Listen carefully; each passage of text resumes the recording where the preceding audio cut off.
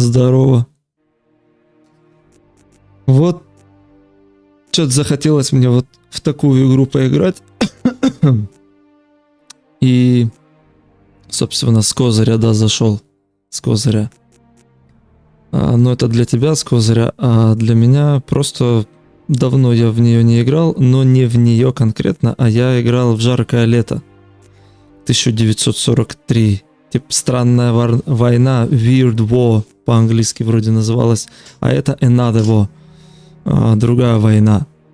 И тоже про Вторую мировую, но я в нее не играл. Просто перед тем, как поиграть в «Жаркое лето», я решил записать первую часть сначала. Немножечко повозился с тем, чтобы игра запустилась в окне и записывалась OBS-кой, и чтобы еще внизу у меня не было вот этого бара, где, знаешь, панель, где часы показываются, приложения, которые запущены, вот чтобы она была скрыта. И приложение, которое в окне, на самом деле у меня открыто на весь экран. Надо было немножечко помучиться, но на винде 10 все нормально запустилось. Конечно же, 64-й бита, я имею в виду. Так что нормально. Даже сейчас можно ее запустить. Игра, чем она мне нравилась, почему я в нее захотел снова поиграть? Потому что у нее интересный текст. Мне нравится, как она... Вторичный интерфейс, не знаю, что это такое. Кровь, ну понятно, наверное, включает кровь. Прозрачность, непонятно. Ленивый режим, непонятно. Индикаторы команды, непонятно. Терминология RPG, непонятно. Речь, какую-то включает речь. Надо бы, кстати, найти информацию по поводу этих настроек, что это значит. Она мне понравилась текстом. Как здесь диалоги устроены, само повествование. Сам сюжет, он что-то ни о чемный там, я его не особо-то помню. Может быть, он и хороший, но я не помню его. Но он может быть и интересный, не знаю, посмотрю сейчас, когда буду играть. Но просто когда играешь на запись, как ты играешь более внимательно, больше погружаешься в игру, поэтому больше проникаешься. Но это у меня так. Отчасти поэтому я и начал записывать. И что я хотел сказать? Что текст у нее классный. И повествование само. Но механики и как они реализованы, ну чего стоит, например, рюкзак и инвентарь, в принципе, инвентаризация. То есть это симулятор, вот Death Stranding, это симулятор курьера, говорят, а эта игра симулятор инвентаризатора, кладовщика, который вот сидит и вечно копается, там что-то перекладывает, потому что это все нужно делать вручную. Это все безжалостно. И вот. Плюс это закликивание врагов, которое превращается действительно в закликивание врагов. То есть у тебя может быть забит инвентарь патронами, и это нормально. Почему? Потому что ты не хочешь, чтобы у тебя кончились патроны, а патроны улетают бешено.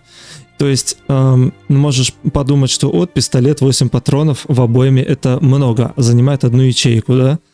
А на самом деле у врага может быть 82 хитпоинта здоровья.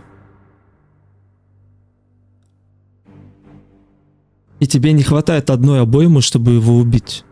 То есть здесь чуваки живучие, понял? И в этом прикол.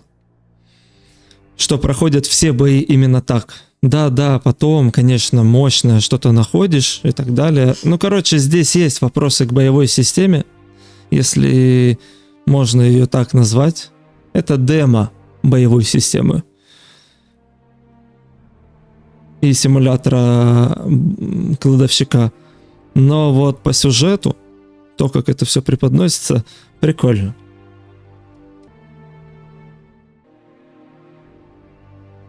Посмотрел я информацию некоторую Ленивый режим, вот непонятен. Прозрачность — это прозрачность элементов интерфейса вроде как. Вторичный интерфейс — это что-то дополнительные подсказки, еще что-то. То есть можно интерфейс сделать чище. Возможно, я не знаю. Индикаторы команды, типа нажимаешь куда идти и будет показываться, что ты типа туда нажал. Ленивый режим что-то автоматизирует. Непонятно. Плевать. Погнал я. Силач есть, смотри, есть силач, есть вор, есть интеллектуал. Да, понятное дело, что это разница в начальных статах и параметрах. И можно еще вложить 4 параметра в какие-либо из них.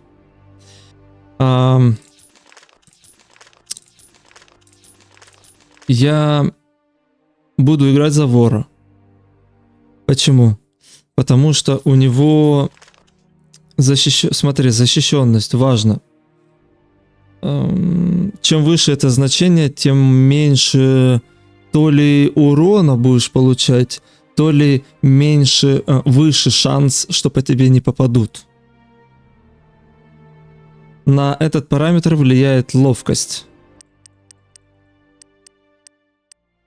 То есть, чем больше в ловкость вложишь, тем круче. И так, как там? Силач 5, вор 7, интеллектуал 6. И я, может быть, и ошибусь, ты там, если хочешь, сам этим займешься, но я так сделал, чтобы все остальные навыки мне нравились. И чтобы ловкость изначально была тоже высокой. И это вор. То есть меня так, в принципе, все устраивает, потому что у интеллектуала там сила слишком низкая, выносливость низкая, у этого выносливость повыше, сила повыше. То есть вот как-то вот понял, да? А интеллектуал влияет на интеллект. Это, в интеллект 8, у вора интеллект 6. Хочется, можно вложить 2, но и 6 норм. В принципе, хотелось бы чуть-чуть поднять, но мне бы и силу хотелось поднять тоже. Но, что еще? Да ничего. Давай сначала прочитаю, кто есть кто. Силач. Его сила в силе. Хотя он может поработать и головой, когда надо вышибить дверь, например. Не играйте с ним в шахматы. Если он проиграет, он вас пристрелит. А он всегда проигрывает. Вор. Головная боль страховых компаний. Он быстр и ловок. Он специализируется по темным переулкам и проявляет интерес к каждой дыре. Он первосортный проныра. Он единственный, кто может играть в шахматы с силачом. Интеллектуал. Он всегда о чем-то думает и может извлечь урок из любой неприятности. А их хватает на жизненном пути этого хилого персонажа. Он не ищет простых решений. Он отдает приказы другим, сам предпочитая стоять и курить в сторонке. То есть что-то между, не знаю. То есть мне нравится вор. Я же еще немного с собой отождествляю, поэтому я вот так вот. И еще что, от выбора персонажа вроде как зависит в некоторых моментах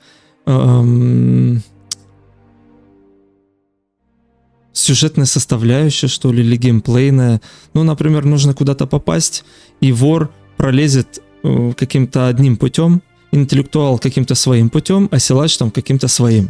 То есть сюжет, в принципе, не изменится, но некоторые моменты можно будет решить в зависимости от того, кого ты выбрал. Но я могу, опять же, ошибаться.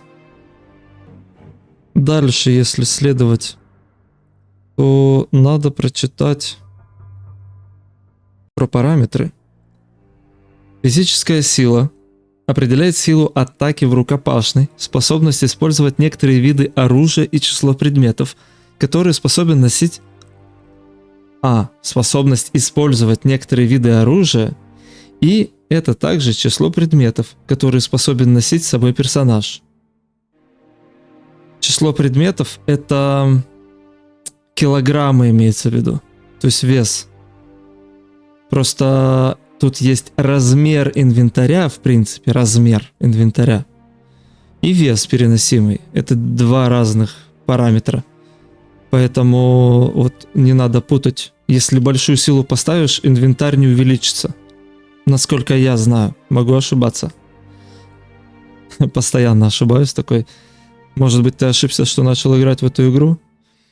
Также играет роль при выполнении заданий. Ну, я так понимаю, это типа, если у тебя силы достаточно, ты, наверное, либо сможешь получить это задание, или каким-то способом выполнить его.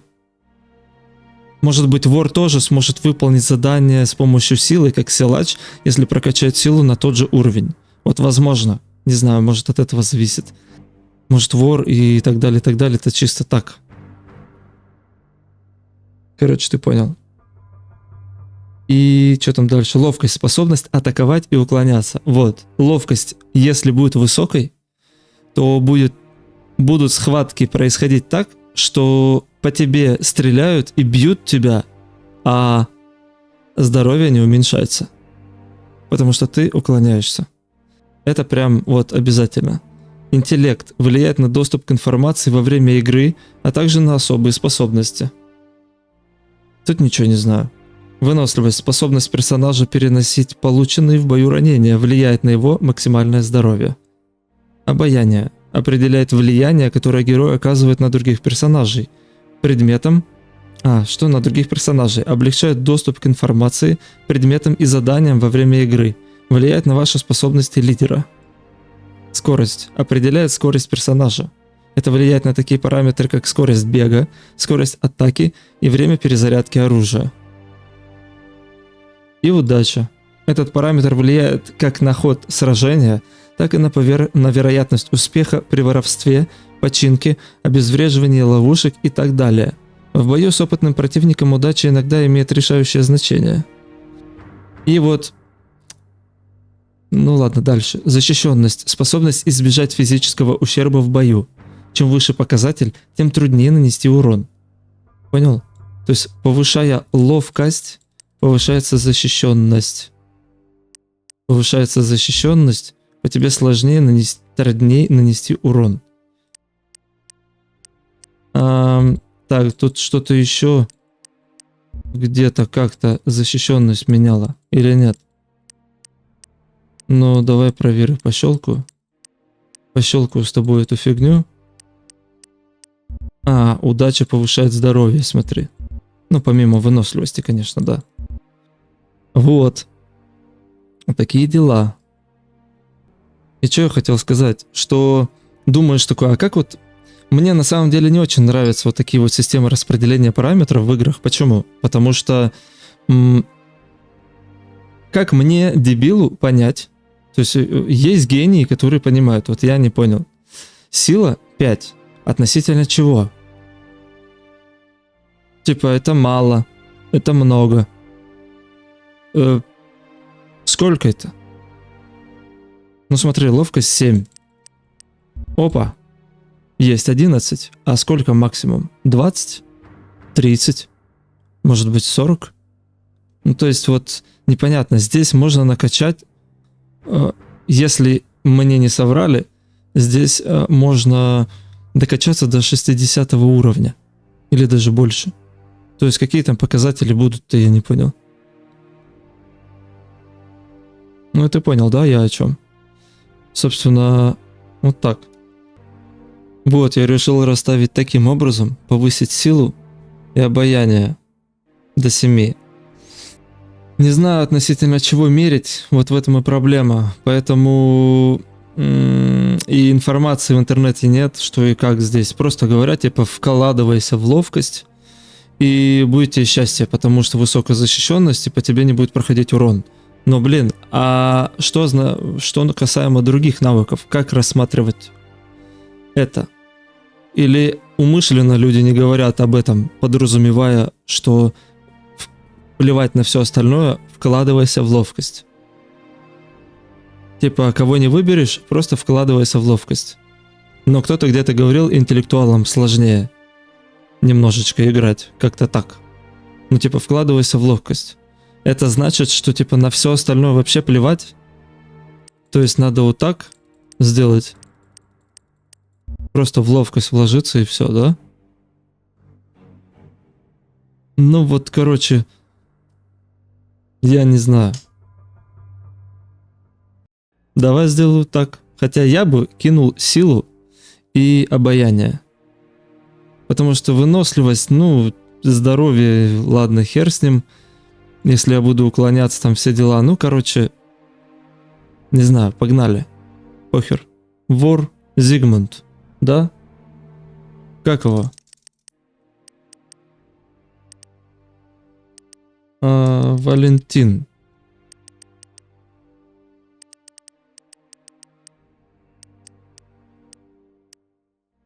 Здесь нет Е.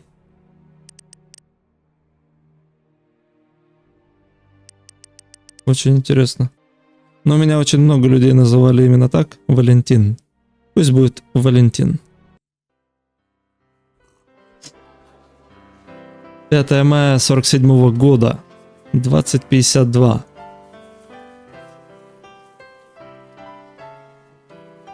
Где-то на юге Франции.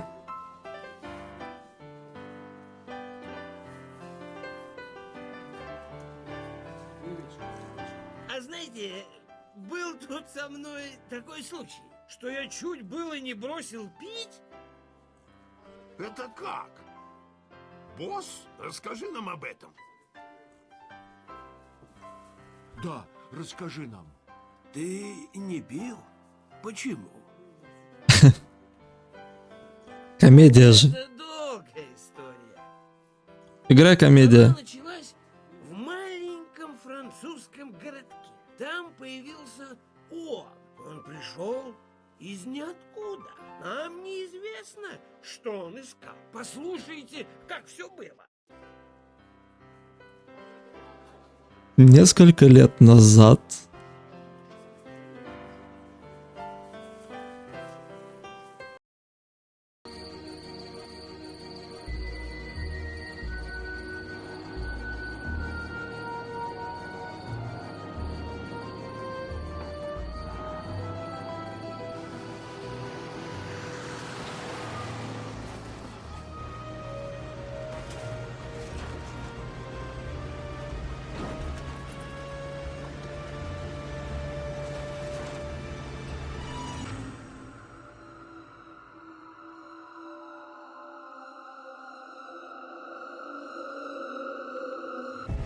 какой-то артефакт.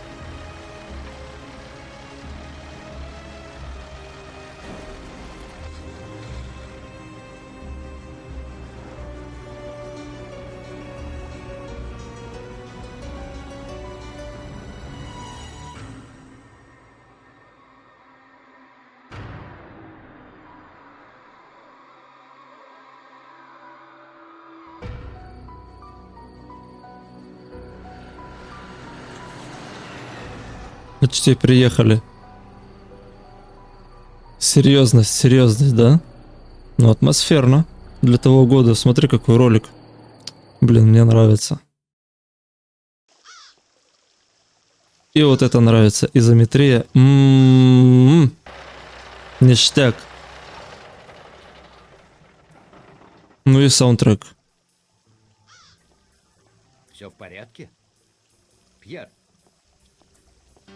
Со мной, да.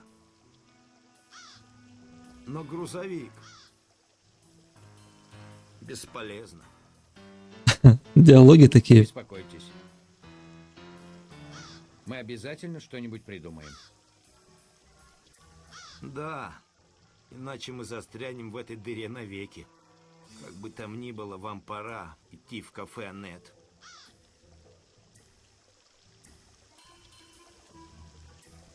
Хорошо. Точно. Пойду подышу свежим воздухом. Надо Да не было уходите. левую кнопку нажать. Так. На H нажимаешь. Левая кнопка идти бежать. Правая кнопка исследовать говорить. Средняя прицел. D убрать оружие. Убрать оружие это в смысле... Ну знаешь, ты всех убил. И выйти из режима боя. Вот надо нажать на D. Зачем выходить из режима боя? Чтобы иметь возможность перейти с локации на локацию. То некоторые игроки застревали, они не понимали, как выйти с территории, а им надо было Режим боя выключить. Разрядить оружие, только экран снаряжения. Использовать предмет с пояса. Снаряжение. S. Параметры. Skills. N. Notes. Дневник. M. Map. Карта. Пауза есть. Выбор особого навыка. Активация особого навыка. Спаси. Space, наверное. Alt плюс S. Сохранить игру. Что? Первый раз такое вижу. Alt плюс S. Alt плюс S. Нет, skills открылся. Alt плюс S. Другой Alt тоже. Че вы пиздите? Нет там такого. Так. Снаряжение. Куртка. Кожаная куртка, вроде тех, что носят пилоты. Выглядит круто. К сожалению, защиту она дает весьма слабую. Цена 363 бакса. 5 кило весит. Ничего не требует. Защищенность плюс 1. То есть, если мы посмотрим защищенность 2 из 2, я не понимаю, что это такое, почему 2 из 2. Но надевая куртку, получаем 2 из 3. То есть было, стало или что это? Короче, странно. Сила 5. Сила, защищенность была 2, теперь 3. Вот. А что значит 2 из 2? Непонятно. Из 2 из 3. Виски. Точно. Это моя бутылка виски. Я всегда ношу ее с собой на случай дождя. На ней выгравирована надпись «Зеленая гора». Это ведь в Шотландии, не так ли? Почти кило весится на 50. Здоровье восстанавливает плюс 8. Деньги. Бабки. Капуста. Гилд. Буказоиды. Деньги. Я храню всю мелочь, накопившуюся за время путешествия. У меня масса разнообразной валюты со всех концов Объединенной Европы. Франки, лиры, марки и злоты. Есть даже болгарские левы. Благодаря моему финансовому гению я всегда знаю, сколько это будет в баксах. Блин, прикольно. Рассмешили. Деньги взять нельзя. Хотел посмотреть, сколько это весит. Ну вот смотри. Раз, 5. И это 5. Деньги невесомые. То есть это куртка и виски. А все остальное невесомое. Это мои родные, типа штаны и прочее. Валентин. Земля. Земля пуста. Пуста земля. Что еще показать? Есть настройки речи. Ну, громкость речи, видишь? Сохранить, загрузить. Выход. Сохранить. Ну, давай вот сюда и... Чё, типа, пошел в жопу, что ли, или чё? Чё не работает? Или здесь сохраниться нельзя? Ладно, а есть у меня F11. Это быстрое сохранение. И F12 быстрая загрузка. Ну, работает нормально.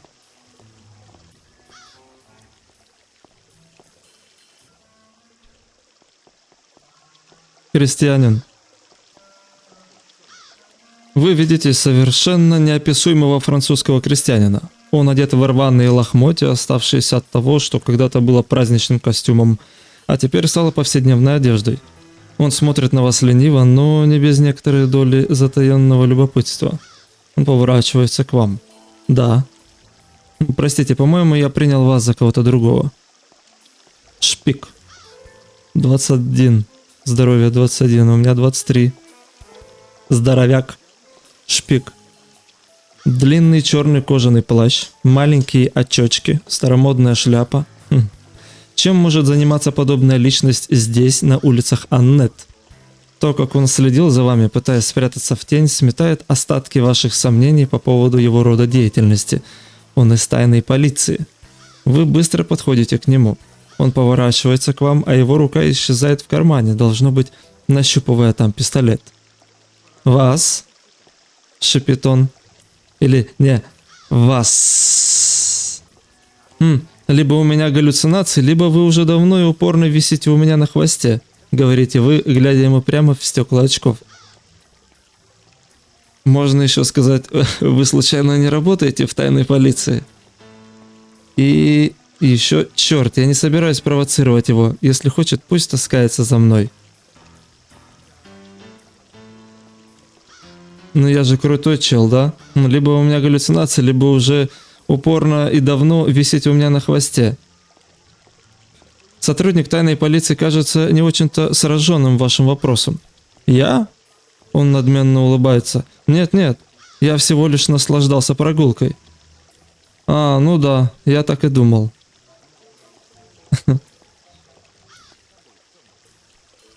Ладно. Про тайную полицию можно ничего не спрашивать больше, да? Типа реплики нет. А если б я... А, слушай, теперь реплика поменялась.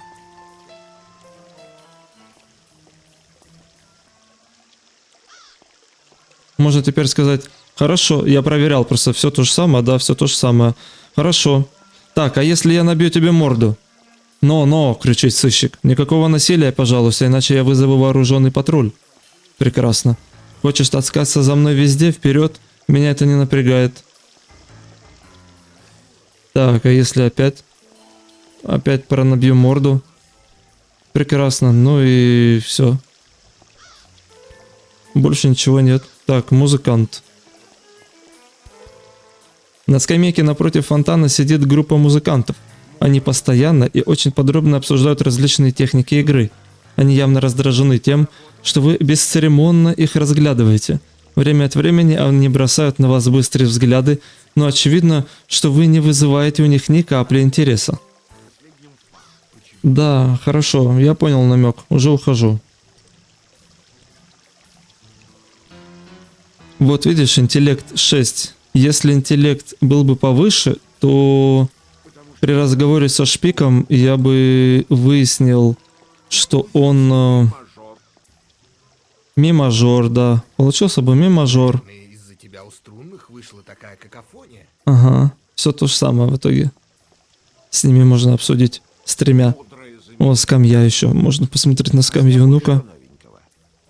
А, можно сесть. Нихера себе. Скамья. Скамья. Грязная, деревянная. Твое пиццерия Серая, грязная, деревянная. теперь больше Ам, чем твоя. ну, у меня, короче, недостаточно интеллекта, поэтому я не получу. А за это опыт дали бы дополнительный. Какую красоту создает обычное давление. В центре площади, напротив кафе «Аннет», вы видите старый фонтан. Это сложенная из песчаника реликвия времен. А давай я пошел. Мне нужно в эту. Кафе.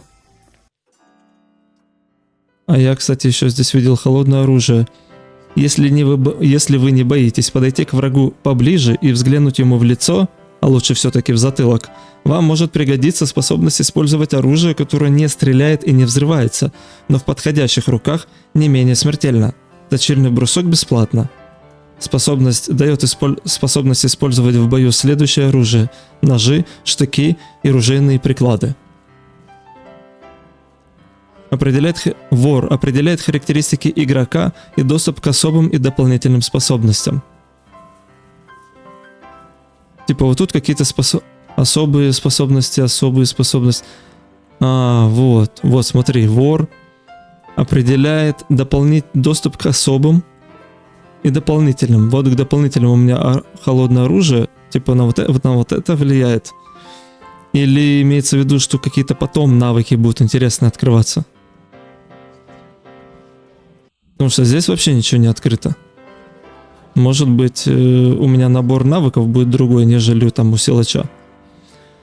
Особые способности, добавочные возможности, которые выносятся в игру, как правило, во время боя и длятся определенное время или количество раз. Использованная возможность на некоторое время становится недоступной. Особые способности улучшают специализацию игрока, а также добавляют новые виды атак или способы защиты. Некоторые открывают новые способы использования предметов. А дополнительные способности, их назначение улучшать специализацию игрока по отношению к различным видам оружия или деятельности. Вот так. Имя персонажа, уровень. Уровень зависит от опыта, полученного во время игры. Чем выше уровень, тем выше характеристики игрока и больше особых и дополнительных способностей. Опыт. Количество очков опыта, заработанных во время игры, влияет на уровень персонажа, бла-бла-бла. Здоровье. При падении до нуля наступает смерть. Урон. Количество урона, которое может игрок причинить при атаке. Что еще? Ну и все. Вот так на вещь смотреть нельзя. Только в снаряжении. А в параметрах нельзя. Карта. Такая вот интересная карта. Стол. Кофейный столик. Друг. Ух ты. Игра окончена. Так, давай-ка я сразу сюда. Рене. Вы видите владельца бара, который, бывает, исполняет еще и обязанности официанта. Он выглядит лет на 50, у него открытое веселое лицо и весьма солидная брюшко, напоминающая о том, что бар является одновременно средством и целью его существования. Он напевает французские песенки себе под нос и время от времени широким взглядом окидывает помещение. Вооруженный белой тряпкой, он посвящает остаток своего внимания неравной битве за чистоту бара и столиков. Можно прокашляться. Можно сказать: алло, мы с вами нигде не встречались. Можно сказать виски, можно сказать хайль петен, а можно сказать: ой, простите.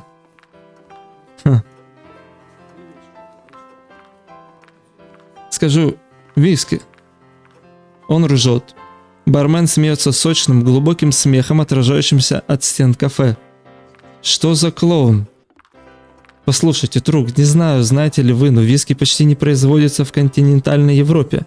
А теперь с этой войной у нас некоторые проблемы, касающиеся торговли с Англией. Он громко отдувается. Но немецкий лейтенант, мой знакомый, полагает, что вскоре можно ожидать поставок русской водки, добавляет он, похоже, слегка приободряясь. Ну ладно, жаль.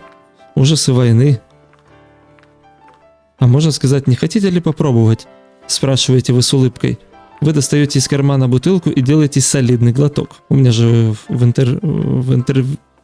инвентаре вискарь. Рене смотрит на вас и затем, оглянувшись, делает вам знак спрятать бутылку. «Я куплю это», — пыхтит он. «Сколько бы у вас ни было, все куплю».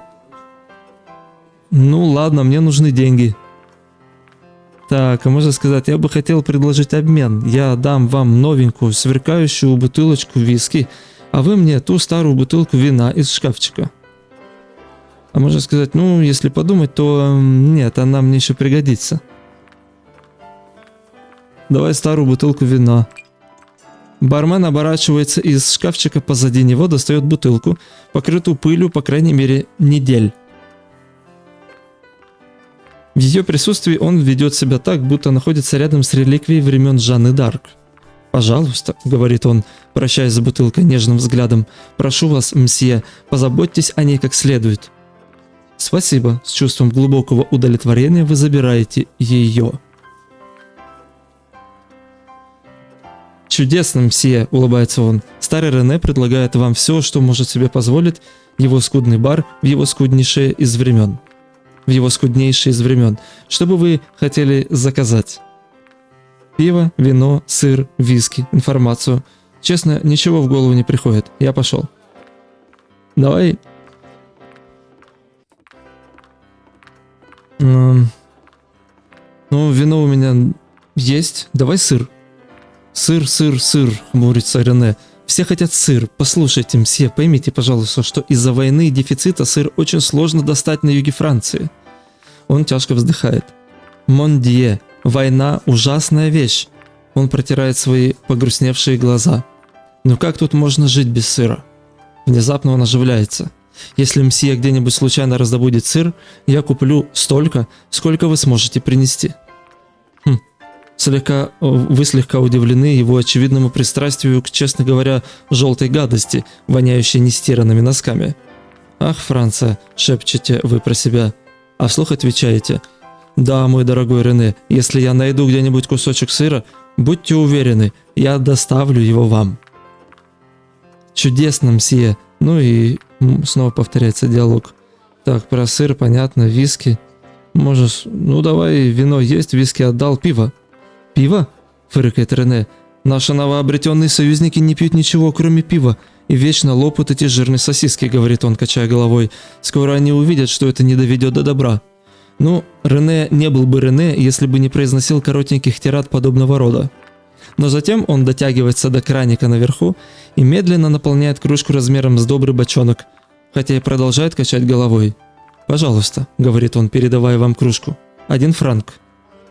«Спасибо», — говорите вы Рене, — ваш кошелек стал легче на 1 франк, а желудок тяжелее на кружку пива.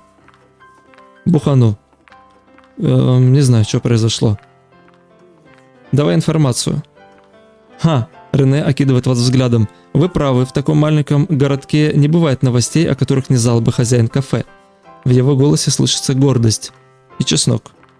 У меня много информации, заверяет он, но я не собираюсь выбалтывать ее просто так. Он смотрит на вас, очевидно, ожидая ответа. Запугать его можно? В таком случае я что-нибудь закажу. Давай запугаю. Послушай, я все знаю о твоих делишках с фашистами. Рене негодует и пытается отрицать, но вы не даете ему сказать ни слова. Как ты думаешь, рычите вы, как коммунистическое сопротивление воспримет новость, что француз, хозяин кафе, привечает у себя немцев? Он с треском захлопывает отвисшую челюсть. «Мсье этого не сделает», — говорит он с выражением ужаса, застывшего на лице. «Я это сделаю. Рене, поверь мне, я сделаю это. Можешь быть уверен», — говорите вы с циничной улыбкой. «Ладно, ладно», — бормочет Рене, — «спрашивай, что тебе нужно». Ничего не приходит в голову. Рене бросает на вас обиженный взгляд. «Мсье, наверное, шутит?» «Ну ладно, лучше я что-нибудь закажу». Все? Честно, ничего в голову не приходит, я пошел. Что за прикол? Мне надо здесь кое-что сделать. Ну да, надо же к Пьеру. Крестьянин, эдит меню.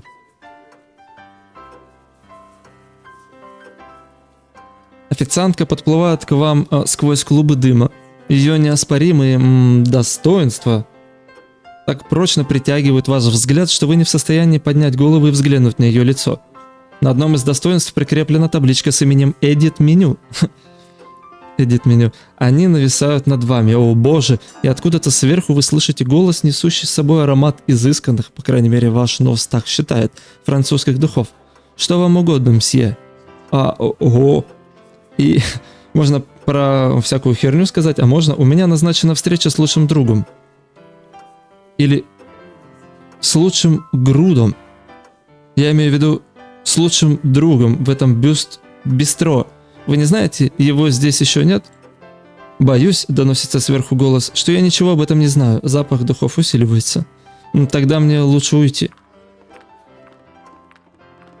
Часы. На самом деле есть тут один прикол. Нет смысла собирать вещи, потому что они все пропадут. Алкаш. Вы видите совершенно неописуемого французского крестьянина. Он одет в рваные лохмотья, оставшиеся от того, что когда-то было праздничным костюмом, а теперь стало повседневной одеждой. Он смотрит на вас лениво, но не без некоторой доли затаенного любопытства. Он поворачивается к вам. Да. Понятно. Пианист. Поговорю с другом. За одним из столиков в кофейне вы замечаете одинокого сидящую фигуру. Ура, это виновник всех ваших заключений, ваш друг Пьер. Это его письмо заставило вас объехать полсвета во имя старой дружбы. С первого же взгляда вам кажется, что что-то с ним не то. Он выглядит так, будто со времени вашей последней встречи прошла не пара лет, а по крайней мере дюжина. Лицо его пожелтело. Фигура сильно сгорбилась и усохла. В одежде заметны следы небрежности. Однако сильнее всего поражает вас нервозность, которую он излучает всем своим существом. Он сидит совершенно неподвижно, и тем не менее вы чувствуете, как он напряжен. «Боже, что с ним случилось?» – бормочете вы про себя. Подойти и поприветствовать его. Или «Боже мой, это не для меня, отправлюсь-ка я домой, обратно за море». Подойти и поприветствовать его. Приблизившись к нему, вы замечаете, что он постоянно рыскает взглядом, изучая окружающую его обстановку. Несмотря на это, у вас стойкое ощущение, что его глаза ничего не видят. Что, сидя здесь, он на самом деле находится в своем собственном, особом мире. Вы можете различить странные движения его бормочущих губ, но язык этот вам не знаком. как будто он отрешенно повторяет какую-то необыкновенную мантру. Вы кричите «Эй, Пьер!» и хлопаете его по плечу. Кто? Он смотрит на вас, или скорее сквозь вас, своими бегающими глазами. Медленно его взгляд фокусируется на вашем лице, и вы видите, что он узнал вас. «Мой старый друг», – произносит он с чувством, – «так ты приехал, как только я попросил тебя». Не позволяя вам ответить и еще раз нервно оглянувшись, он продолжает. «Я в серьезной опасности, ты понимаешь, о чем я говорю?» «Да, конечно, серьезная опасность. Вы говорите вы с некоторым сомнением. Наверное, ты допустил какую-то оплошность, которая разозлила фашистов?» «Честно говоря, не очень, но я выслушаю тебя». «И расслабься», — говорите вы, хлопая его по плечу. «Успокойся и постарайся рассказать мне все с самого начала». «Ты уверен?» Он насмешливо смотрит на вас. «Я уверен, что ты не захочешь знать всего». Он опускает глаза и начинает рассеянно разглядывать стол. «Ладно, по порядку. Все началось еще до войны. Ты знаешь мою страсть ко всяким старым вещам, и к безделушкам, и к произведениям искусства. Ну, как-никак, именно благодаря ей я мог не просто сводить концы с концами, а даже кое-что откладывать на черный день». «Да, но это все древняя история», — говорите вы. «В конце концов, твои деньги спасали тебе жизнь. Да и мне не один раз». «Да», — говорит он, улыбаясь воспоминаниям о старых временах, но проходит не так много времени, и на лицо его снова набегает тень. Несколько лет назад ко мне обратился один немец. Он показывал мне различные предметы, а я оценивал их и делал описания, за что иногда получал щедрую плату, а иногда вещи из его собственной коллекции. Странным образом, после начала войны число древностей, приходивших ко мне через него, значительно увеличилось. Я начал кое-что подозревать. У меня были серьезные сомнения по поводу источника его находок. «А ты не мог просто спросить его?» «Все было не так-то просто», — вздыхает он. «Я уже почти забросил к тому времени остальную работу. Гонорары, которые я получал от своего клиента, позволяли мне жить очень даже неплохо. Потом я получил от него некий набор предметов», — говорит он. Его голос обретает ледяные интонации, как будто изо всех сил пытается сохранить контроль над своими нервами. «И что это было?» – спрашиваете вы. «О, ничего особенного», – отвечает он. «Всего-навсего 3 старые монеты, представляющие ценность лишь для нумизматов». Он безучастно созерцает пол. «Но я знал, понимаешь? Я знал, откуда они взялись». Воцаряется тишина. Он пристально смотрит на вас и продолжает. «Они были частью коллекции Зильберштейна», – тихо произносит он. «Я знал его. Он был польский еврей, живший до войны в Варшаве, и он никогда, я повторяю, никогда не расставался бы с частью своей коллекции». «Только да», — говорит Пьер, собираясь с мыслями, — «живой, не расстался бы». Он выбрасывает сигарету и закуривает следующую. Когда я спросил об этом своего благодетеля, он даже не поморщился, продолжает он. Он просто улыбнулся и сказал, что понимает мою тревогу, но мне не о чем волноваться.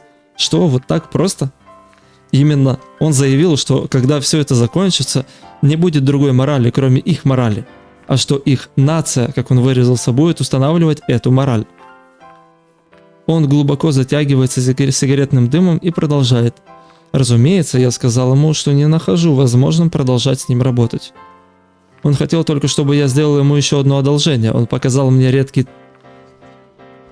том времен раннего средневековья и попросил оценить его. «И что, ты согласился?» «Мне очень нужны были деньги», — со стыдом говорит Пьер. Книга оказалась довольно средней, но внутри обложки я нашел кое-что невероятное. Его голос приобретает странную интонацию, а в глазах появляется искра безумия. «Это была карта», — говорит он, — «необычная, а зашифрованная.